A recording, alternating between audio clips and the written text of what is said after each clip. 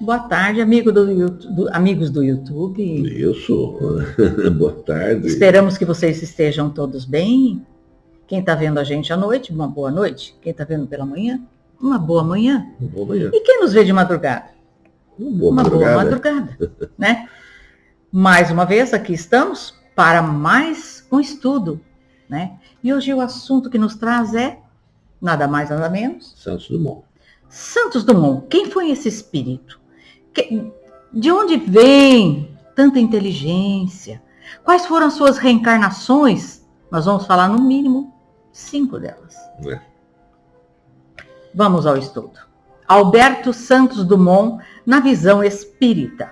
Santos Dumont foi um cientista brasileiro que se destacou por sua grande engenhosidade e capacidade de inventar objetos, ficando marcado na história brasileira por seus grandes feitos na área da aviação. É a única coisa que se fala de Santos Dumont, que sabe que foi ele que inventou o avião. É assim que todos conhecem Santos Dumont. Mas a vida de Santos Dumont, quem ele foi de fato, a gente vai saber agora. Alberto Santos Dumont nasceu em 20 de julho de 1873, em um sítio que ficava em Cabangu, atualmente conhecido como a cidade de Santos Dumont, em Minas Gerais. Descendia de uma família francesa, uma vez que seu pai, Henrique Dumont, era filho de François Dumont e Euphrasie Honoré. É isso? Honoré. 2 franceses que vieram ao Brasil em busca de pedras preciosas. Olha lá. Ele nasceu em uma família muito rica. Seus pais eram donos de plantações de café. Dedicou sua vida à aeronáutica e à aviação, que passou seus últimos anos deprimido por ver o avião ser usado na guerra. Bom, vamos entender o seguinte. Você tem um intuito, uma criação, e você cria uma coisa, às vezes, para o bem. E quando você vê que o fruto da sua criação foi utilizado para uma guerra, para matança de pessoas, para jogar bomba, pensa na decepção desse espírito. O pai de Santos Dumont era engenheiro de formação, tendo trabalhado na construção de estradas de ferro. Depois ele decidiu adquirir terras no interior de São Paulo e dedicou-se ao cultivo de café, uma das atividades mais lucrativas do Brasil no século XIX. Sendo assim, Santos Dumont nasceu em uma família bastante rica. A mãe de Santos Dumont chamava-se Francisca de Paula Santos e era filha de um comendador, portanto também que vinha de família de posses. O casamento de Francisca e Henrique nasceram desse casamento 8 filhos, os quais Alberto Santos Dumont foi o 6º e o 4º do sexo masculino.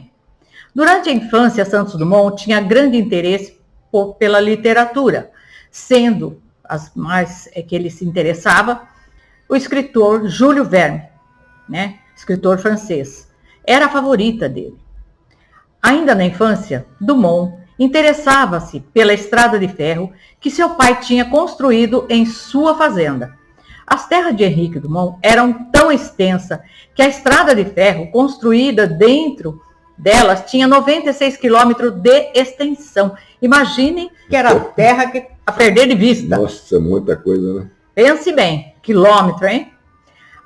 O gosto de Santos Dumont pelo maquinário das ferrovias e por outros que existiam na fazenda de seu pai já demonstrava sua disposição para sua futura atuação.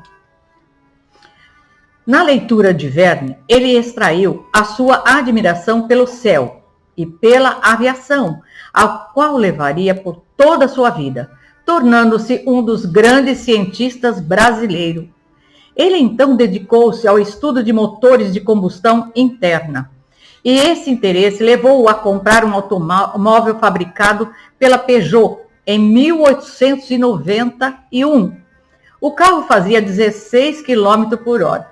Olha, imagine vocês, né?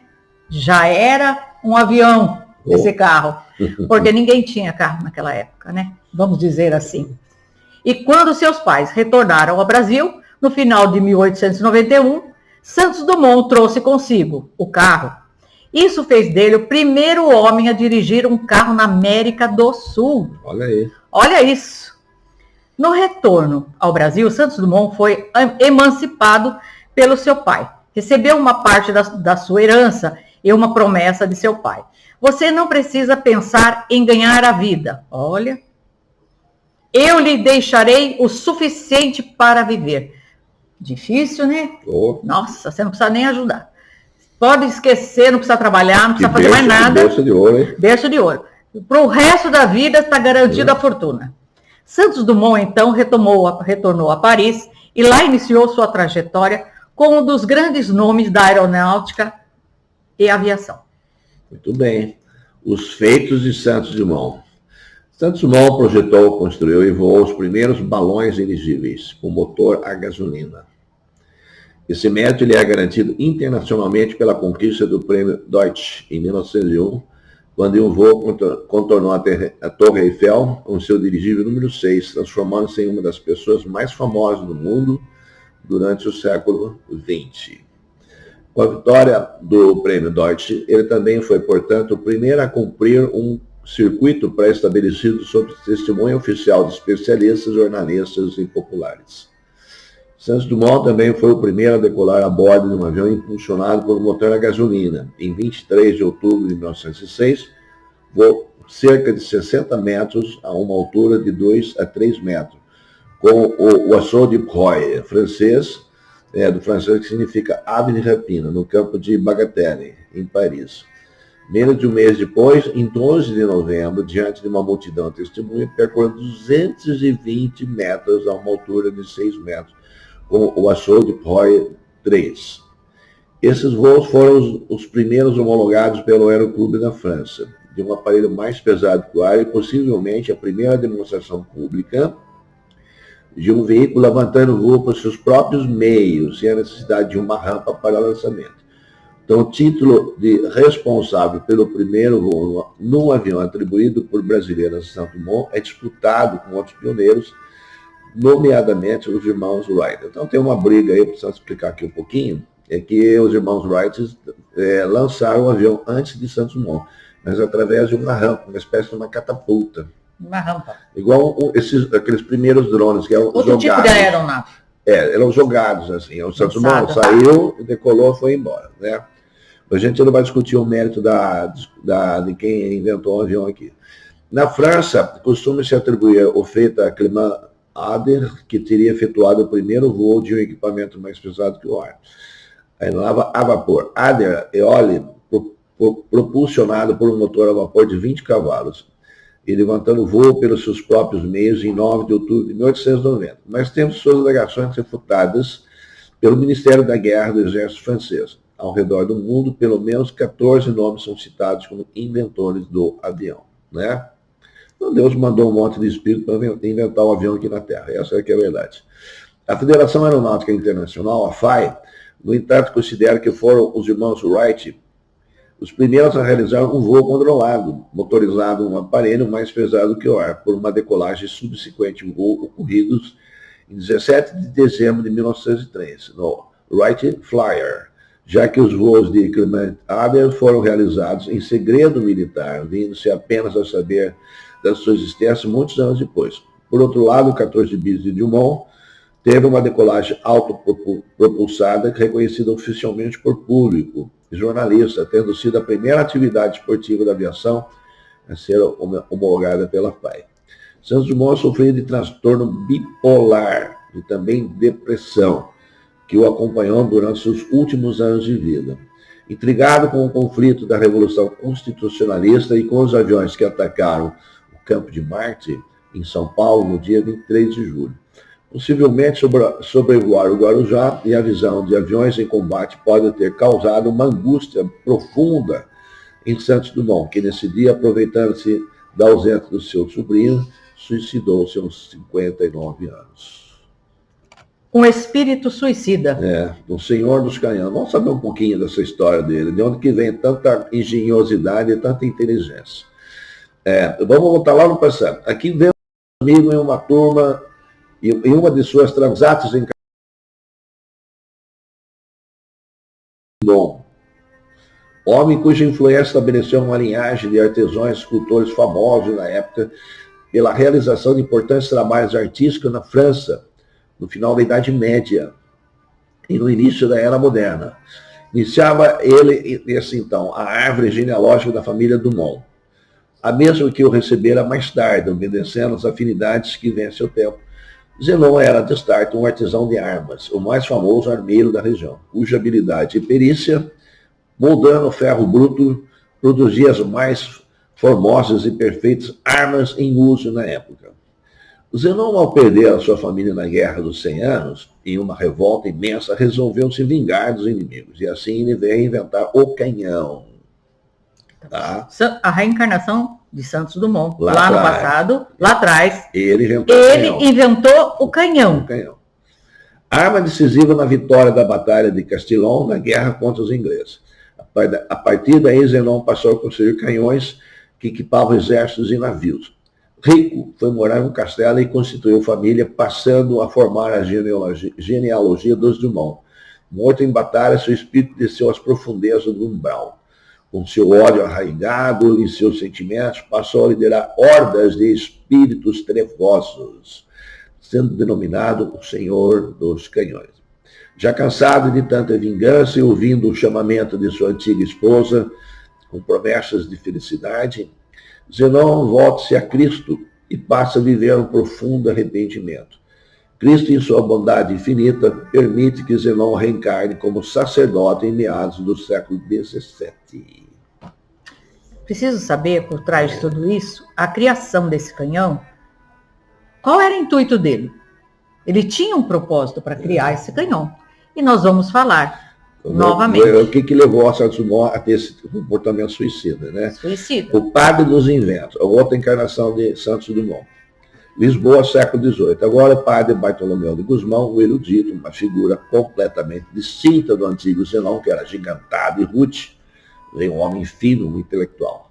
Nessa encarnação, o padre fugiu para o Brasil e aqui, com seu espírito criador, realizou uma série de inventos, tais como mecanismo para a coleta de água para o convento, engenhosidade diversa e até remédios, onde veio a alcunha de padre dos inventos.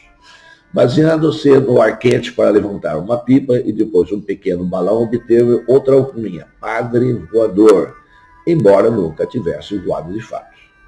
Portanto, não foi a queda de seu balão e o incêndio nas cortinas do salão do paço que o levaram a desistir de seus acertados intentos.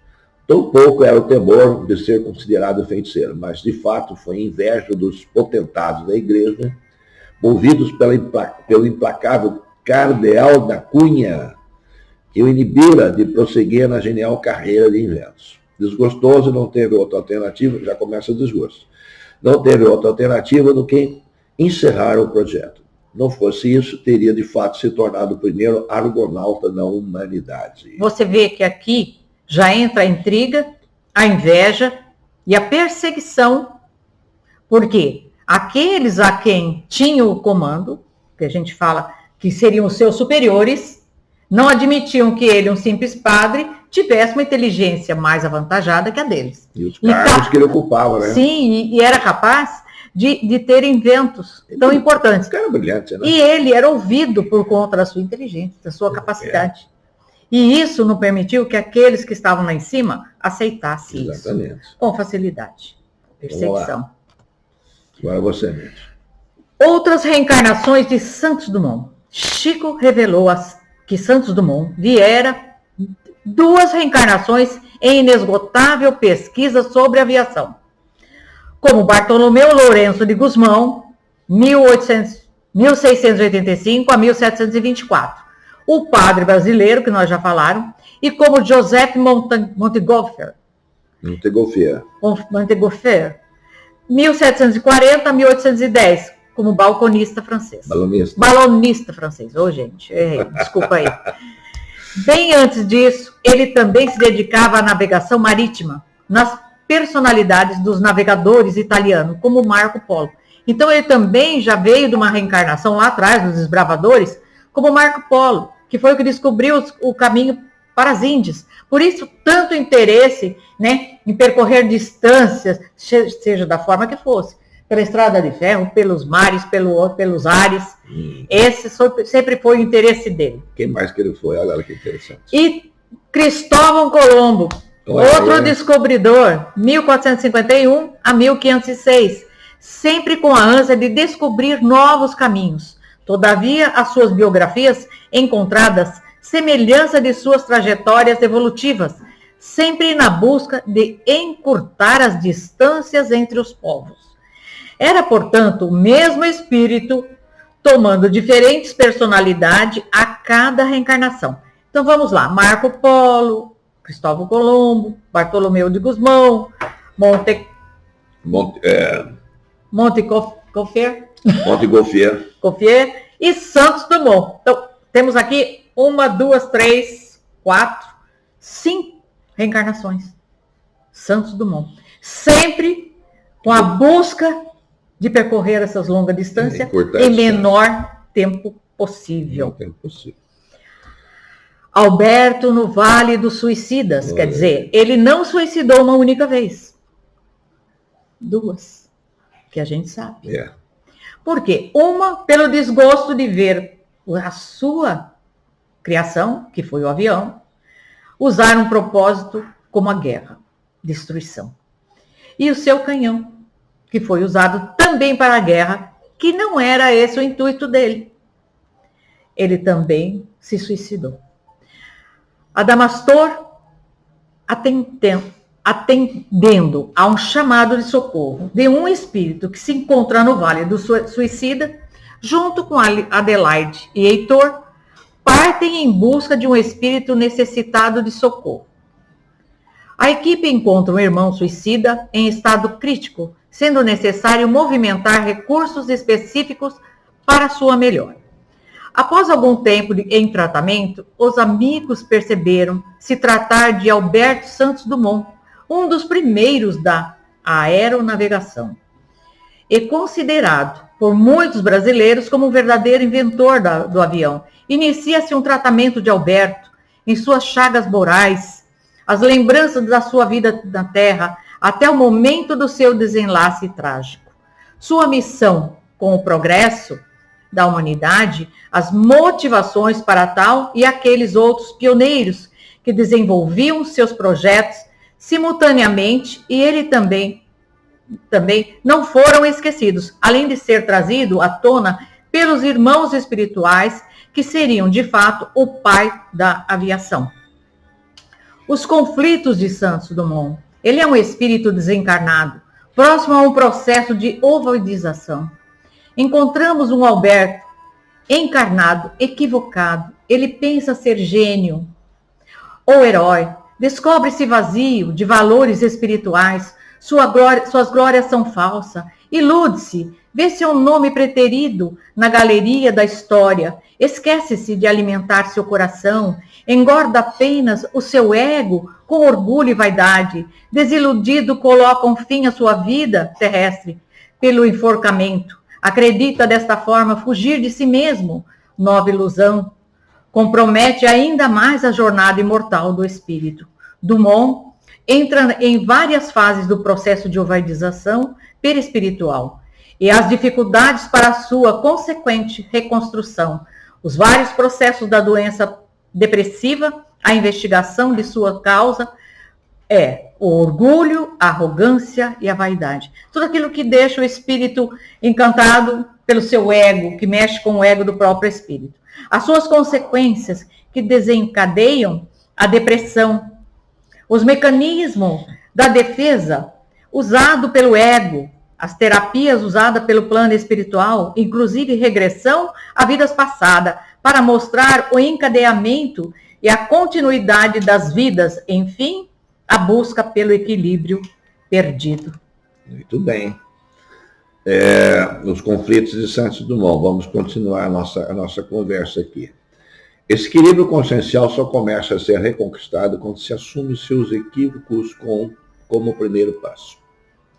A ambição desmedida torna o homem refém de si mesmo, precipitando em graves quedas morais, tal qual um pêndulo. Por isso que Jesus ensinou que todo aquele que se exaltar será humilhado. Lucas, olha lá, vamos esquecer. capítulo 14, versículo 11º, né? Reajustar-se com a lei é o único caminho possível para a felicidade. Não tem outro. O brilho pessoal, sucesso e vitória são atributos que nos agradam naturalmente conquistar, mas são alegrias que necessitam ser igualmente compartilhadas com os semelhantes. E não pode se sustentar na coerção, nas derrotas e nas infelicidades alheias. Eis a extensão dos preceitos do Evangelho que não nos convém ignorar mais. As disputas humanas precisam ser equilibradas por esses sábios princípios se queremos desfrutar felicidades reais e justas, estabilizar nossa força mental na saúde máxima possível. Não são meras motivações morais, porém expressões de uma lei que se impõe por vontade divina e que visa, sobretudo, equilibrar o jogo das poderosas energias que sustentam nossa personalidade. O canhão da paz. Olha que bonito, né? Alberto, que todos aqui conhecem e aprenderam a estimar, é um dos socorridos no Vale dos Suicidas, de quem hoje nos orgulhamos em elevar a condição de assistente. Ele está como assistente no plano espiritual. Poucos conhecem a sua história, porém podemos adiantar que esse homem, em idos tempos, filiou-se à disseminação da guerra, aperfeiçoando e incentivando o uso do canhão como instrumento de destruição na terra, favorecendo a multiplicação da maldade. Depois de peregrinar pelas veredas da sombra, estimulando batalhas memoráveis entre irmãos terrenos, iniciou o caminho da regeneração, dedicando-se à missão de dar asas ao homem. Como todos sabem, porém os que muito não se deram conta, é que a sua mais surpreendente invenção não foi propriamente o aeroplano, mas sim um outro canhão. Este, porém, muito especial, pois se prestava a salvar vidas e não a destruí-las. Sim, paradoxal canhão salva-vidas, a última das suas engenhosas criações na jornada terrena. Que canhão é esse? Era um canhão cuja finalidade era tirar boias no mar, flutuantes, à beira das praias, em direção àqueles que lutavam para vencer as águas ameaçadas de afogamento. E por isso foi denominado canhão salvador. E temos notícias que esse aparelho chegou a salvar, de fato, 2 vidas na França.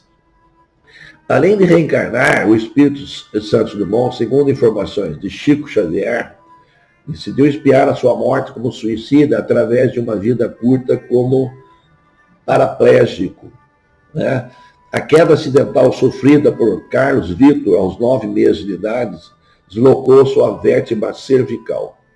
A um programa de TV, o médium mineiro, nosso querido Chico, declarou que a vértebra de Carlos já estava deslocada no perispírito, isto é, no corpo semimaterial, que envolve o espírito, por ter sido lesada quando se enforcou em sua vida passada. Este fato consta no livro de Jesus e Nós.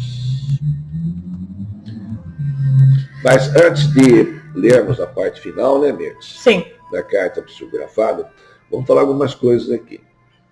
O Santos Dumont, ele foi movido por um ódio muito grande, que levou lá. Ele é muito inteligente, sempre foi muito inteligente. E fez o canhão. Né? Então era o senhor dos canhões. Né? Morreu em batalha, volta como padre, já num processo de regeneração, mas teve uma vida também depravada, viu, Mendes? Sim. Ele era em conluio lá com o Dom João, o imperador português, eles ficavam aliciando as freiras e outras mulheres, e depois as freiras, lá nos castelos, né? E a igreja perseguia ele, acabou descobrindo. Por isso que ele saiu corrido lá de Portugal, viu? Senão ele ia. E o próprio Dom João ficou quieto, e ele estava numa situação meio ruim também, né? Por causa dos envolvimentos nos escândalos esse caso de carnal, né? Vamos assim dizer. Então ele veio correndo para cá. Mas ele tinha uma freira que ele amava muito. Os erros da carne. Ele amou muito essa freira. E até, inclusive, a igreja falou assim, olha, nós precisamos pegar o padre, né? E ele está fugido, tá? Ele tinha sumido, né? Aí armaram uma cilada para ele, você vai dar um sonífero para ele, assim que ele dormir, ele vai preso, depois a gente solta, né? E você vai perder a batina, vocês podem se casar. Só que ela não deu um sonífero para ele, a igreja mentiu, ela deu um veneno para o padre Bartolomeu do Vilmão, e ele morreu envenenado tá? As tramóias, né? E ela entrou num processo de loucura, essa freira, por causa do arrependimento que ela teve, por envenenar o amor da vida dela. Mais para frente, no plano espiritual, eles se reencontram. Tá? E aquele perseguidor da igreja volta como Espírito Salvador. Fala do relógio. Né? Também. A criação. Ele tem um monte de invento. Antes que eu me esqueça, a mente se lembrou bem. O Santos Dumont, ele tinha um problema quando ele estava lá no avião. Antigamente os relógios eram de bolso, né? A gente tinha aquela correntinha e puxava. E lá em cima não dá para ficar puxando a corrente e tem que prestar atenção no voo. Ele falou, tem que ter um relógio no meu pulso. Então o que ele fez? Ele desenhou um relógio, arquitetou um relógio de pulso, mandou o Cartier fez para ele. Então o primeiro relógio de pulso do mundo é ideia de Santos Dumont também. Né? Então vamos à carta psicografada. Volta ele e numa mensagem mediúnica maravilhosa, lindíssima, ele deixa uma mensagem que serve para todos nós, na nossa existência carnal nesse mundo. Leia, Nertz. Carta psicografada por Santos Dumont. Amigos, Deus busca recompensa. A lembrança da prece me comove as fibras mais íntimas. O espírito liberto esquece o homem prisioneiro. A alvorada não entende a sombra. Tenho hoje dificuldades para compreender a luta que passou, e não fosse a responsabilidade que me alcança ainda o campo humano. Em vista das aflições que me povoaram, as últimas vigílias na carne, preferia que as vossas recordações, ainda mesmo carinhosas e doces, não me envolvessem o nome de lutador insignificante. Descobrir caminhos sempre foi a obsessão do meu pensamento.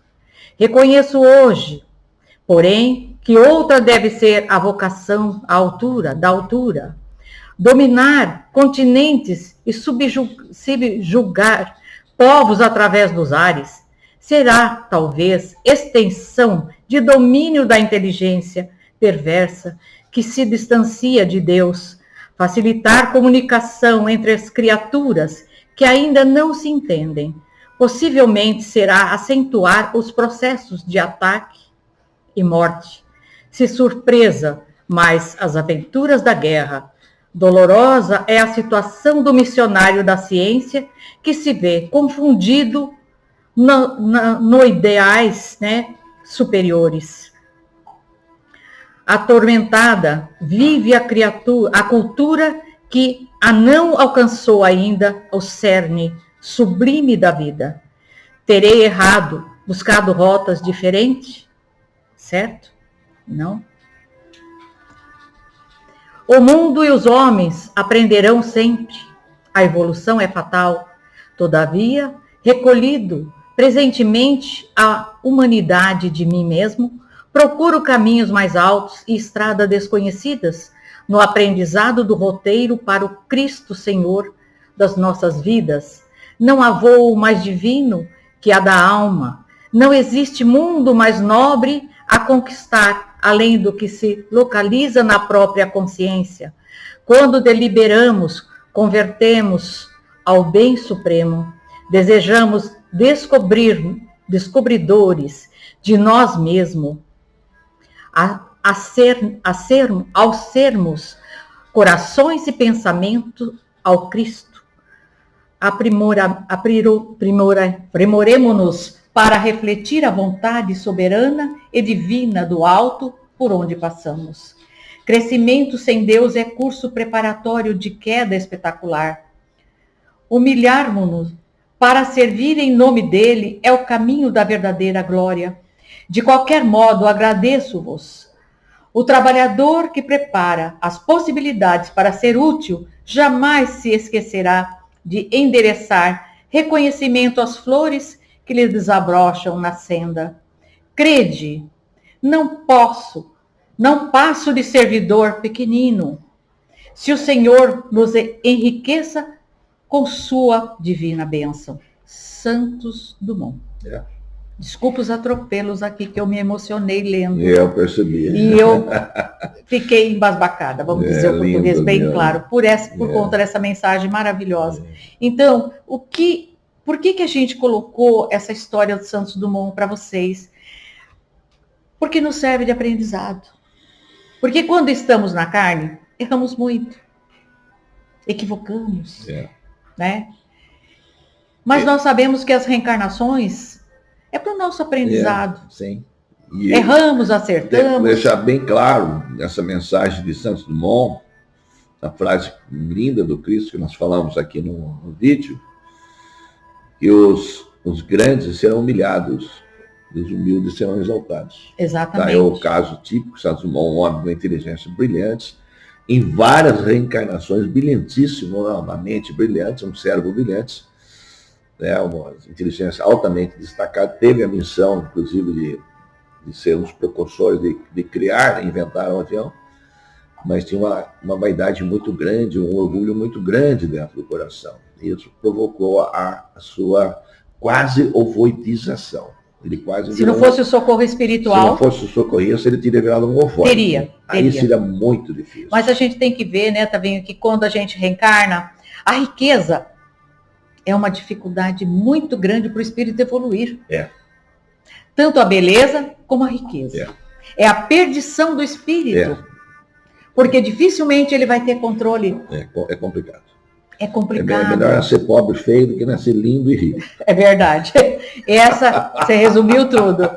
Bom, eu acho que a gente deixou bem claro aqui, né? Deixa a mensagem de Santos Dumont. A mensagem de Santos Dumont. Continue humildes, sejam humildes. Exatamente. E grande é o Pai. Exatamente. Então a gente tem que se dobrar. Nós não somos nada. Como ele disse, somos apenas servidores pequeninos. Do grande. Se dobrarmos perante o Pai, esse que tanto nos ama e tanto nos perdoa e sempre dá oportunidade para a gente voltar, recuperar, refazer, até chegarmos à luz, a caminho da luz. Otávio, tem spoiler? Você quer dar um spoiler? Posso? Vamos lá. Queixas, reclamações, lamúrias, lamentações, esses sentimentos, qual é a energia que ele nos traz? Então vamos aprender. Semana que vem nós estamos aí com esse tema. Tá bom? Até semana que vem, se Deus assim permitir. Um abraço a todos vocês. Um ótimo final de semana. Que Deus abençoe. Paz e bem.